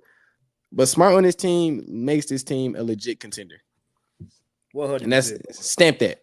You feel me? It really ain't even much else to say, honestly, because it's like what are we talking about? For everything we just said, if you didn't hear it, just run it back. But Run it back. That's all I got to say on that. I was gonna take a commercial break. We're gonna get into it because we a little bit lengthy on time, bro. Because we got to talk about this. We got to. We have to, bro. It's the great debate. It's a great debate. Taylor Jenkins. Let's get to it. We've been hinting at this for like 2 or 3 weeks now, and I know this is very passionate to my dear friend Chris Ingram. He been wanting to talk about it. So I'm gonna just let him cook before I give, because I feel like we gonna be different on this a little bit. No. OG No Bluffin listeners know how I give it up about Taylor Jenkins. Number one. So the floor is yours, my brother. What are your thoughts? What are your opinions? What are your what do you see in Taylor Jenkins, good or bad? And this question is for the room, man. Well, first of all, before we do that, if you haven't already, we had this ticker down here. We want y'all to comment, man. Should the Grizzlies trade or look to trade Marcus Smart this offseason? Let us know in the comments below how you feel about that. With this Taylor Jenkins thing, as we talk this through, man, we want y'all to give us your opinion. Is Taylor Jenkins a championship level coach? Yes or no? And your reasons why. Let us know in the comments. But I'm going to let you cook, bro, because they know how I feel. And it's going to get even more worse because of what we're going to talk about. So go ahead. Is Taylor Jenkins a championship coach? That is the question. And my question is, yes. I feel like he's an average coach. So I think he's a good enough coach to be able to win a championship. And because the reason, and I know y'all looking at Chris right now, he's finna pop off right now. The reason I say that, because our talent is so great, I feel like that can make up for his deficiencies as a coach. I feel like he's good. I feel like worse coaches than Taylor Jenkins have won championship. He said, "What's happening?" I feel like that's why I say we go differ on this. I feel like worse coaches than Taylor Jenkins have won championship. I feel like Frank Vogel, he's a decent coach. I feel like he's a decent coach, but he won a championship. You know, we can go down the list like Mike. Exactly, talent. Mike Budenholzer, I feel like is an okay coach. Again, that's proof my point. That team had enough talent to make up for the coach deficiencies. We have that enough talent, and let's talk about this. Okay, because I got a few stats. Number one, Taylor Jenkins is the second longest tenured Grizzly coach ever. He has played 5 seasons. Lionel Hollins is number 1 with 7. He has to tie for the second best winningest percentage in Grizzlies history. He is second behind David Yeager and tied with Mike Fratello. And this is as, of course, we'll see the rest of the season goes. But it's currently constructed as we were recording. It's just going to come out Monday. But we were recording on March 24th. So he is the second most winningest coach in Grizzlies history. He is also has gone to the playoffs 3 times, tied with Lionel Hollins for the most times in the playoffs. However, his playoff record is 9-14 in the playoffs. Lionel's record was 18-17. Lionel, he took us to more. I'm not trying to make this a Lionel versus Taylor Jenkins debate, but I'm just giving in perspective of what we've had with coaches. Because one of my points is switching coaches all the time is not a good recipe for success. In the recipe of not just basketball, team sports, if a team has a revolving door of coaches, what is that? It doesn't build chemistry, doesn't bring camaraderie, it doesn't bring culture within this team. Despite, and I'm gonna get to the bad thing, I'm getting to the positives first. Despite Taylor Jenkins' shortcomings, I feel like he has created or helped create a good culture with this team. The team likes each other. I feel like he believes in his players, whether that could be a good thing or bad thing, because I feel like he believes in dudes a little bit too much, because I believe he believes in Jake LaRavia a little too much. So that can be a good or bad thing, but you want to, every player wants, from any sport, wants a coach to believe in him. So on that aspect, I feel like he's good. And also, since he's been there, Grizzlies have consistently been one of the best defensive teams in the league. In the past 5 seasons, he's been there for 5 seasons. They've have an average team ranking of 5 in steals and blocks. And opponent field goal percentage. Great defensively coach. And I feel like a lot of great coaches, championship level coaches, most of great championship teams have been good defensive teams. You with me? I'm with you. Okay. Bro. All of that is cool. His shortcomings, offensively, his rotations, and like I said, belief in guys, his substitution / rotations and belief in guys, I feel like it's too much. And we have an average rank since 16 years of 17 in turnovers. We also have an average rank of 18 in shoot and field goal percentage since he's been here. So those just 2 things. We turn the ball over a little too much under Taylor Jenkins. And also we don't shoot the ball well under Taylor Jenkins. And you can maybe say that's a personnel issue, but I think that's a scheme thing. So do I think he's a great coach? No. Do I think he's an average coach? Yes. And I feel like if he puts the people in the right positions, I feel like he can be the coach to lead us to a championship. Because I don't see the front office replace him. I just don't. I don't see Zach Kleiman or who's on, not Robert. Robert Perry still the owner. Yeah, I don't see Robert Perry replacing him. I know you asked me before if I see a coach replacement, who do I don't think we're gonna replace him. But the only coach that I would like to see if in fantasy world is Mike Brown. I feel like Mike Brown is a great coach, honestly. And I feel like us and the Kings, we're better than the Kings talent. I feel like we have kind of like the same personality. We have an exciting young guard. We have a big man that can play inside out. We have Sabonis, and if people know Sabonis and Tripp and Fox and 12. We have a defensive guard that can play both Davion Mitchell and Marcus Smart. They have young wings. We have Keegan Murray and Gigi Jackson. Kevin Huerter, a shooter. We have Luke Kennard, a shooter. But you see how Mike Brown has elevated that team and into that he ended that long playoff drought. And the reason why I want to keep him simply because if you keep Mike Brown isn't out, and Chris is finna blow up on me. And I feel like I'm giving a good point. I feel like he's just finna chew my stuff out. But the main reason why I feel like because rotating coaches does not have a good effect on teams. Because I don't like that Taylor Jenkins has like, oh, he's a player's coach. I feel like I don't like he's a player's friend. I don't like that about Taylor Jenkins. I feel like he's a little too lenient. I feel like he doesn't discipline his players. I'm not saying like discipline is like you're in trouble, but like I mean like on the court. Sometimes the team doesn't play discipline on the court, and I don't like that about Jenkins. I'm not saying Jenkins is a great coach. He has some shortcomings. I feel like sometimes he needs to stop being a friend, start being a coach. You know, because we talked about a few podcasts later. A lot of guys say he just let us hoop. I don't think that's the best way for guys to win a championship. Yeah, that's good to win some good regular season games. But if you hear stories from the best players of all time, the best teams, they say, yeah, coach was on our ass a lot. He chewed us out. I'm not saying you got to yell, but it's a certain standard. It's a certain side of discipline and respect that a great coach demands. And I feel like that's where Taylor Jenkins comes short. But the question, do I feel like we should get rid of him? No. And I'm gonna that's my soliloquy. I know Chris finna pick it apart like he Tom Brady in the playoffs with a 2-minute drill. But that's my take. That's just me. I'm gonna let you cook.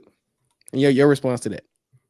Before I go, I just want to clarify your answer to the question on the ticker. We want you guys that are watching or listening. If you're listening, come on over to YouTube. But if you're watching, drop a comment below. Let us know how you feel about it. Taylor Jenkins is a championship level coach. And if you want to give why not, drop that in there too. Evan, your final answer is Taylor Jenkins a championship level coach? Yes. All right. You said 2-minute drill. I'm gonna try to make this quick. And it's only because the talent we have. But let me stop.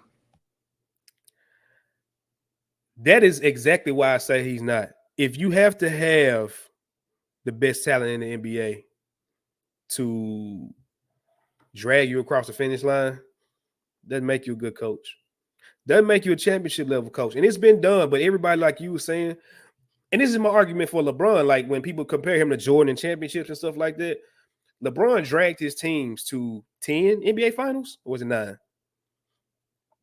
He dragged his team to these finals, bro. If you give him a championship level coach like Jordan and like Kobe had, we're having a different conversation. A lot of the stuff that we saw was LeBron go get a bucket. It's mirroring, sorry, y'all. It's mirroring the same stuff with Ja. Like freaking Mike Black got to a finals, and we've never heard of him since. Like bro, Eric Spoelstra. I think him being with the Miami Heat is a great thing. They have a great culture down there. If Eric Spoelstra is a first-year coach with any other team in the league at that time and doesn't get to ride the coattails of the big 3 to 4 straight NBA finals, is he the coach in the Miami Heat system right now? Probably not, bro. Like, I get tired of players dragging coaches' careers. Like, we got to see Luke Walton was a terrible freaking coach. Like, he walked into a system that Steve Kerr, that's a whole different conversation, because I say Mark Jackson actually created that. Yeah, Mark Jackson definitely did, but yeah, for sure. Ooh, give me 1 second, man, because my whatever. Excuse me, my bad.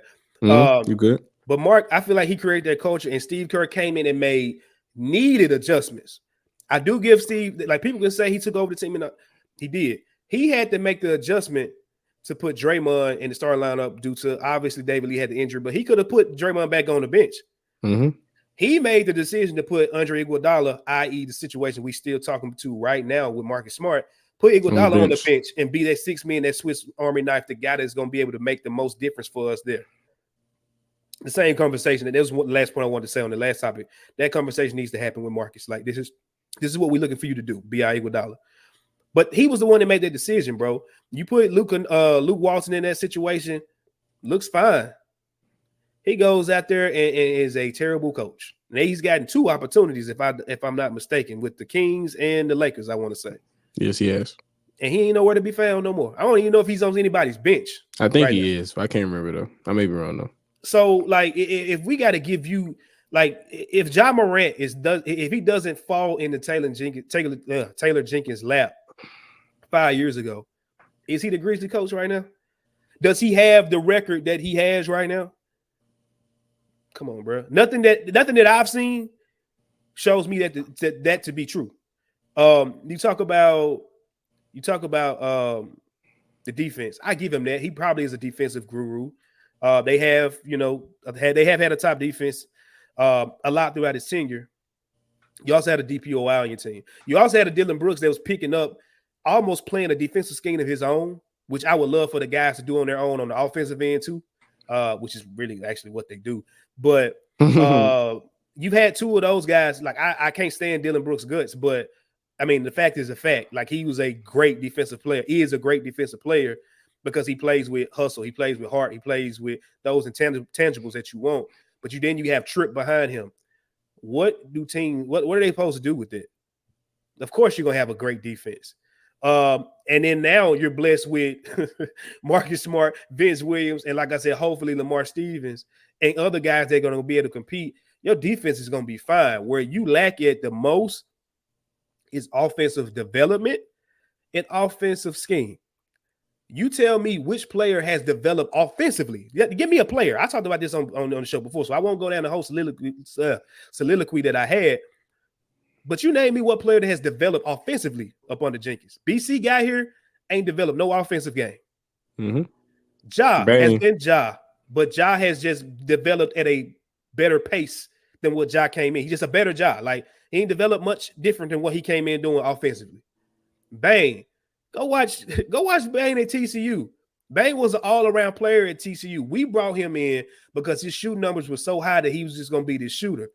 But I can't give that credit to Taylor Jenkins. If you go watch his tape, he played a lot of point guard for TCU. So it's like one of those things where Jaren, don't even get me started on Jaren. I keep hearing every exit interview that Jaren has got this long laundry list of things that Taylor Jenkins and gave him to work on, and he come back looking like the same damn player every year. Outside of certain things like his aggressiveness that we're seeing, or them getting out the way, and them just basically force feeding him with the ball. But what have you seen from him growing offensively in his 6th year that you didn't see in year 1? I saw Jaren with a post game year 1. I saw that. I saw him shooting threes year 1. Only thing that I can say that I've seen grow is his handle, but he's always prided himself on being a big guard. Like, go back and watch his Instagram. He's always called himself a big guard. So he probably been dribbling and doing all this stuff his whole life. They're trying to force him into being a Giannis type player at this point. But I don't even know if that's productive. He can do it in spurts. And we saw him had a game winner the other night against the Spurs. But he's 7 foot, bro. He's 7 foot and he's trailing the play. It's no accountability with Jaren. People got upset that, shout out to Coach Vontae, he put a video out and he was just pointing out the fact that when they played the Timberwolves, I want to say it was the last time they played the Timberwolves, he went head up the whole night with them two like he did the game before when he played them. And at the end, it's like a minute left and it was a bad shot. He just kept shooting just lazy-ass threes. It was no offensive development. And then he runs down on the court.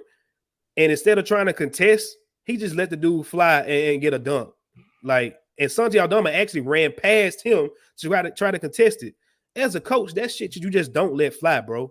I don't care there's a lost season. We building winning habits for next year when we got our full arsenal. And when the guys that are coming up behind you look at you as a leader, whether you are a vocal leader or not, they're watching how you move. I can't let that fly. Pop would be losing his shit if he saw that one of his play. Look how many timeouts Pop was calling the other night when they played. And they're probably top 1, 2 of getting the top pick in the draft. Like, it's certain stuff that's why I can't buy the excuses with Taylor Jenkins, bro. We give him too many excuses with stuff that he's getting paid. We don't even know his salary, but he's getting paid a lot of money to do coaching stuff. It's not up to me to tell him what to do. But it's clear that he doesn't know what he's doing in certain things. There's no reason why Ja Morant and Jaren Jackson don't have a 2-man game of some sort. Why do they not? A big and a small. These play groups. What the hell are y'all doing in play groups? Like, I ain't never heard no other coach talk about play groups. Define what a play group is, because I'm sick of hearing about it. Like, it's all these cute terms, vitamins, and all. Like, he got all these terms, bro, but it ain't leading to nothing, really, honestly. So that's my thing. Like, GG Jackson, his development didn't come from Taylor Jenkins. It came from Anthony Carter. Yeah, the crew with the hustle too. Yeah. And Jason March. Like, Vince Williams. The hustle. Like, you force feeding us Zaire and Jake LaRavia and David Roddy. Like, no. Them dudes down there getting their work in. Like, nah, bro. Like, I'm sorry. Like, if for everything that you were saying, like, he's an average coach, that's not a championship level coach to me. If you got to have a top tier roster just to get over the hump, you're not a championship level coach to me. If you have to, every time we win a close game, the only play that you got in your whatever pamphlet in the back of your pocket, and them tight ass slacks, is Jago get a bucket, you're not a championship level coach. Yeah, bro. Like that. And they had the nerve to call Jaren. They said call 13. Yeah, like that. That was funny. That was because we was texting, and I that's what I didn't mention. I do think his late game situation is terrible. I wish I could show y'all the text. I was like, bro, because first I text you because I was like, Scottie Pippen threw that ball away. And I was like, what is he doing? And he was like, they just started tanking. And then I was like, all right, let's see. I text you. I said, let's see what they finna do in this out of bounds play. He said, not nothing. He didn't say. I ain't gonna say what word he said, but. And I said, wow, they just said call 13. He was like, I told you, bro. He said, I'm gonna be on your ass on Sunday because of that. And everything you said, bro, I can't even argue with you, fam. Like, it's lazy, bro. I can't even argue with you, bro. If we are in game 7 in the NBA finals and we need a play to win the game, you mean to tell me you're gonna call 12 or call 13 or call 22? That's lazy scheming, fam. And if you talking about scheme, I want to touch on this and I'm gonna let you finish because I'm honestly through. You talk about the scheme, and I saw a tweet go out this last week talking about how the Grizzlies are like basically middle in the pack as far as shot quality in the NBA. And so you got people that are, Taylor Jenkins supporters talking about, well, it shows that Taylor Jenkins offense is generating, a good amount of high percentage shots. It's because these folks know, just like we was doing at the beginning of the season, just letting everybody take free 3-pointers, wasn't contesting, wasn't defending. They know half of the time we ain't gonna make them, so they're letting us shoot them. Yeah, I think go watch the offense, bro. Go watch the offense. We not running no plays like that. So how can you say the offense is getting that when dudes are just dribbling and passing? They're just dribbling and doing some, like it's not even an offense. They're just letting them play. I don't trust that dude when we get into a finals matchup with anybody to get us over the hump, bro. And that's why. Go ahead, bro. My bad. Go ahead. No, you good. No, I was just gonna say I don't really disagree with a lot of stuff you said. Like, honestly, that's my thing. I don't really understand. So you're saying, and I agree with everything, most of things you're saying. So who would you like to have? Like, or what type of guy, or who would you like to have a Taylor Jenkins? Because do you honestly think, and this is honestly a real question, if Taylor Jenkins isn't the coach next year, do you see a guy coming in and still elevating this team to a championship? Do you think it's going to be a Tyronn Lue, David Blatt situation where a guy can come in just off the bench and just put us directly to the championship? Or do you think it's kind of start the process over again? That's what I want to hear from you. Like, who, and do you think it'll mess up the camaraderie if Jenkins isn't the coach? Question: did it mess up the Boston Celtics? Because they went from Joe Mazzulla. No, they got Joe Mazzulla now. Who's the dude who cheated on Nia Long? They went from Brad Stevens, who had been there for years. They just walked into a coaching job after coaching Gordon Hayward and Butler. Yeah. He been there, couldn't get him over the hump. And the very first year, you go hire a guy that really know ball. He made the finals. Yeah. Mm-hmm. I'm not worried about if you go get the right guy. Like, you can't go get another Taylor Jenkins. Mm-hmm. Like, and it's not to say a first year guy. I'm not talking about that. Just go get another type of guy. And I'm with you. Like, this is the same stuff we were talking about earlier. If I'm gonna give you a problem, I'm gonna give you a solution. Me personally, I would love Phil Handy. He's one of the best conversationalists and relationship builders in the NBA. He's developed a lot of NBA players. But is he an X and O's guy though? I know he's a great player development though. He's a great player ball player, fam. Taylor Jenkins ain't played YMCA ball. What are we talking about? But you can say that, but every time a player was a great player, or don't mean he's gonna change to be a good coach. We saw that with Steve Nash. Steve Nash, one of the greatest basketball minds ever, and he didn't credit Larry Bird. Was he? Well, he had a very good high for a point guard. He was a 50. He had a lot of assists. He got 2 MVPs. He shouldn't have got. Yeah, he shouldn't have got them. Like, well, okay, Larry Bird was a coach. Larry Bird was a decent coach. Larry Bird's an asshole. Okay. What's Chauncey Billups doing right now? Chauncey Billups like, hey, he's a good coach. He has one of the most shit rosters in the NBA. I'm trying to think. Okay, it's been examples. Isaiah Thomas was a coach. And he didn't do anything great. I can't give you on that. I know he was a coach, but I don't know his situation, so I can't tell you on that one. Yeah, but not all of them work out. Phil Handy wasn't really. I don't think he went pro in the NBA though.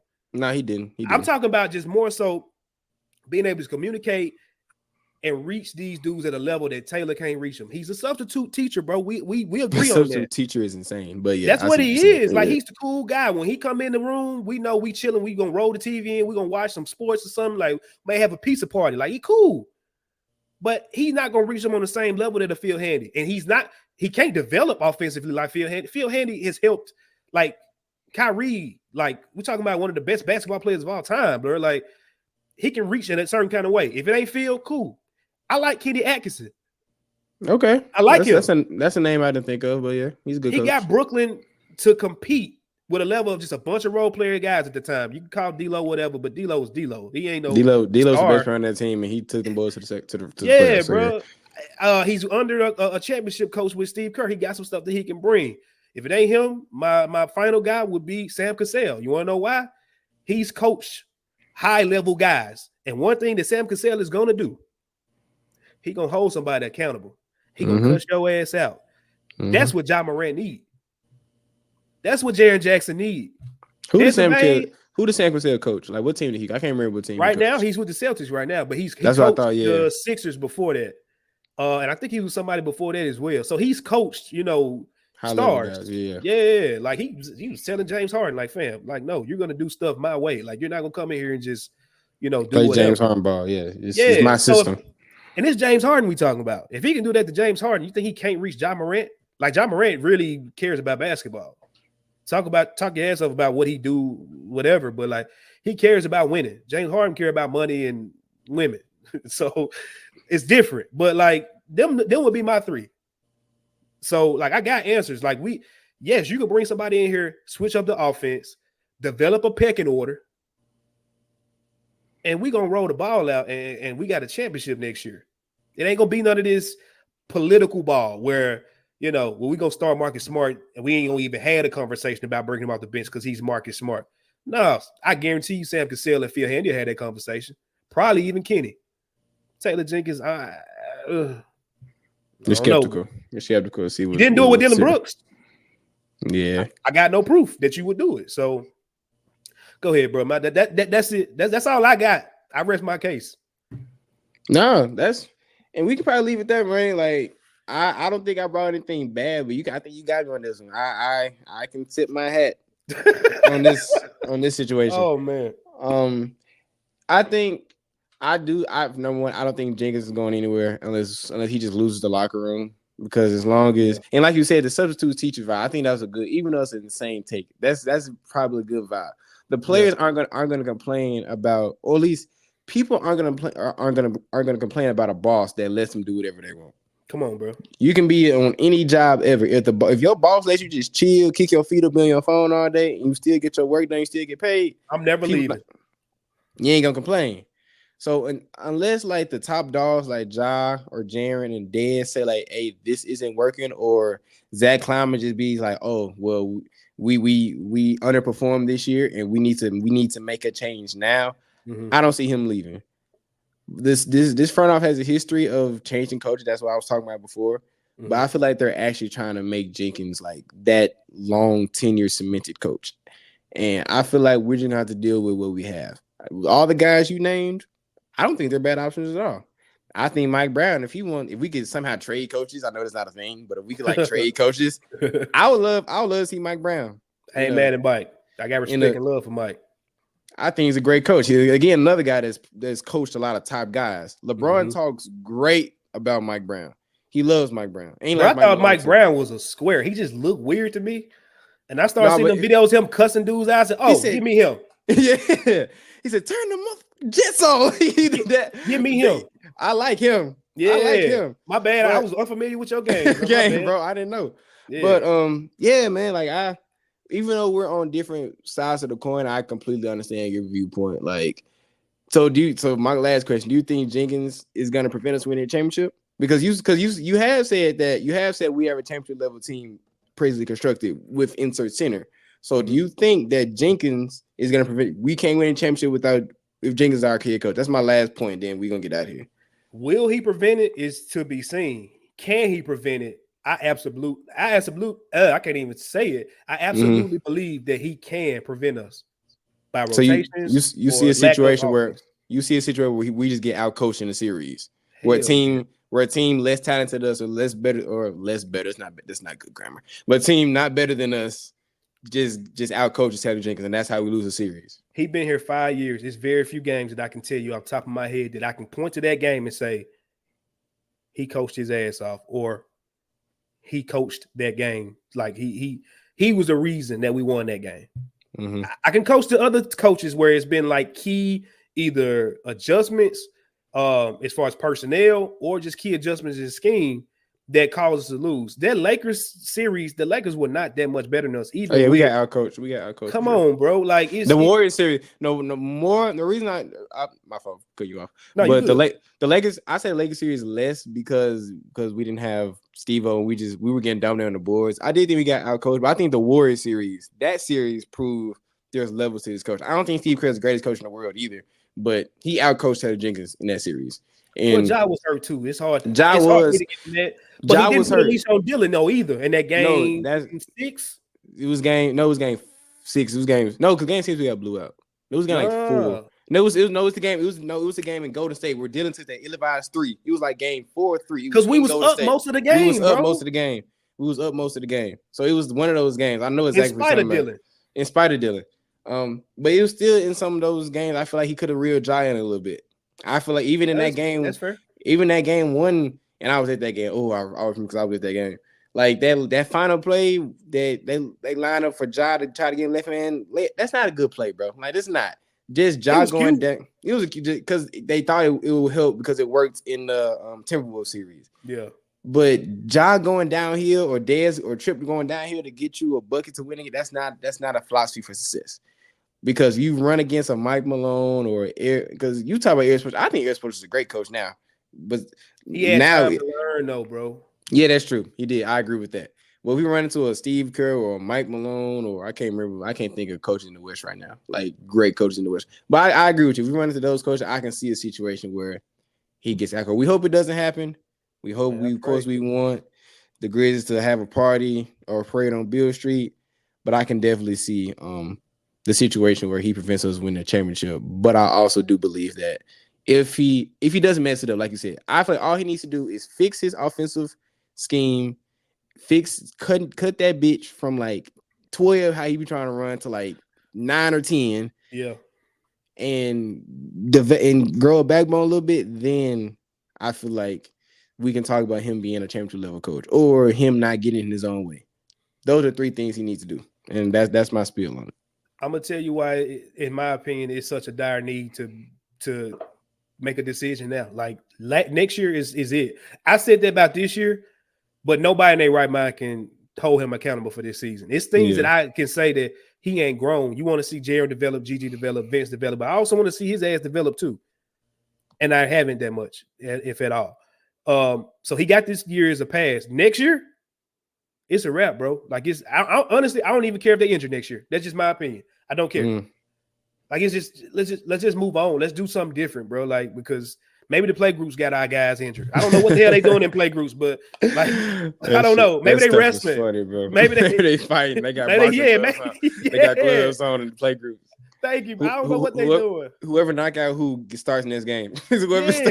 Like what are we doing? But I say all that to say, like it's crucial to make a decision at some point soon because you got Gigi and Vince this season. After this season, you got them on 3 more years of the deal that you got them on. Once those deals are up, you don't have the luxury of having as deep of a team as you have unless you just look up again on late round, second round talent, and you can do the same thing over again, getting, guys at 4 years at $2.5 million a year. But it's crucial right now with them guys being at the level that they are to strike right now while the iron hot. Because you may not have them if you wait 3 years for Jenkins to get his shit together. I want Memphis to have a championship. I don't give a damn about dude. He ain't from Memphis. And got no ties to Memphis. And I don't care about none of that. I want Big Memphis to get a championship. That's all I care about, bro. So simple as that. That's it, man. We this was longer than what we expected and intended, but man, I knew it was gonna be a fire conversation. I knew that. Yes, sir. And I feel like we delivered for sure. Absolutely. This week, man, we got 3 games. We're gonna get up out of here. 3 games, one at the Nuggets, one at home versus the Lakers, and then one at the Magic. Man, what you got the guys going this week, record-wise? Initially, I want to say 1-3. I feel like we're gonna drop one to the Nuggets and the Lakers, and I feel like we could give the Magic a run for their money. Mm-hmm. But I feel like if everyone plays, if we don't take the Lakers as a rest game because we're playing the Lakers at home, I feel like we can mess around and win that game because the Lakers are so inconsistent. They are probably one of the most inconsistent teams in the league because sometimes they look like they can win the championship, and other days they look like they're on the brink of not making the play-in. Like the Rockets are like a game and a half behind them right now in the standings. So 1-3, but if everyone plays, I can see us grabbing that still in the games from the Lakers and going 2-1. What about you? I think I'm gonna go with you, bro. I think I'm gonna go 2-1 myself. 2-1 myself. I think they can get that Orlando game out if Bane is back. Yeah, which I think they kind of just letting him. They're not gonna try to run him through the ground the last couple games. I think they're gonna just let him take a few off. But if he plays that Orlando game, I think they get that one. And I also think that they can get the Laker game, like you said. The Nuggets, hey man, tippy cat to them, like them boys hooping. Hooping. Test yourself, see where you at. Definitely get a idea of where you at as far as competing. Again, I want to see some stuff, against them. if they lose. I'm not mad. I don't care. It's just I want to see the habits, you know? Yeah, for sure. So that's it, bro. That's it. It's been an amazing show, man. A little bit longer than we've ever done. We had an hour and over an hour and 40 at this point.